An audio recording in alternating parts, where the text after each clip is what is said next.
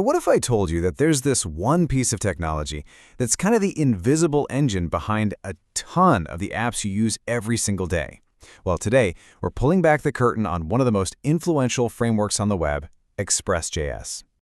So let's just start with a quick question. You've got these massive companies, right? A payments giant like PayPal and a ride-sharing pioneer like Uber. I mean, on the surface, they're totally different. But what do they actually have in common under the hood? Well, the answer is that they're both built on Node.js, which is what lets developers use JavaScript on the server side. But it's more than just that. They both use the exact same lean, powerful framework to build their backend services, and that framework is called Express. All right, so to really get why it's so important, we have to get a crystal clear definition of what Express.js actually is. The best place to start is its official tagline, because it just perfectly captures the whole philosophy. Fast is pretty self-explanatory, but unopinionated and minimalist, those are the key words. Unopinionated just means it doesn't force you to structure your project in one specific way. It gives you total freedom to build however you think is best. So, officially, Express is a back-end web application framework for Node.js. And the back-end, that's all the stuff happening on a server way behind the scenes. So, to put it simply, Express helps developers build all that server-side logic way more easily than they could if they were just using Node.js by itself. And I love this analogy. Think of Node.js as a really powerful car engine. It's got all this raw power, but on its own, you can't really do anything with it.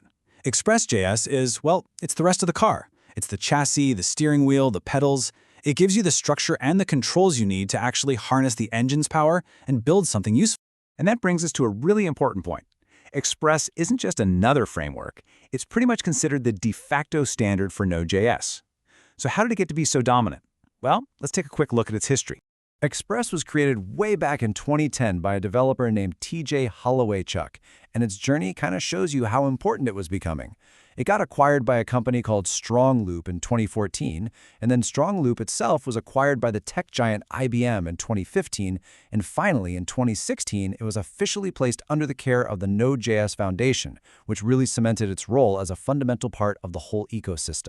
And this just goes to show its real-world impact. We're not talking about some niche tool here. This is a framework that's trusted by some of the biggest names in tech and media. PayPal, Uber, IBM, Fox Sports. They all rely on it to run their critical back-end services. Okay, so it's one thing to talk about what it does, but let's actually see how it works.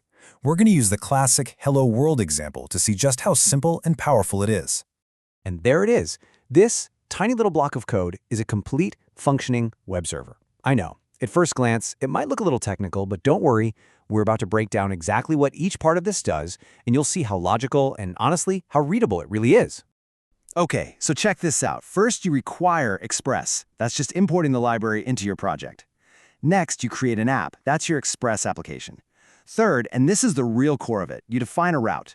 App.get basically tells the server, hey, when you get a request to the homepage, that's the slash, I want you to send back the text hello world. And finally, app.listen starts the server and tells it to listen for connections. That's it. Simple, right? So how does Express stay so minimalist and unopinionated but still be so powerful? Well, the secret is a concept called middleware. Think of them like plugins that add extra features. Let's dig into what that means. So the Express core itself is intentionally really small. It just handles the basics, like the routing we just saw. But what if you need to do more, like log requests or handle user authentication? That's where middleware comes in. You can think of it as a series of functions that a request passes through on its way to the response.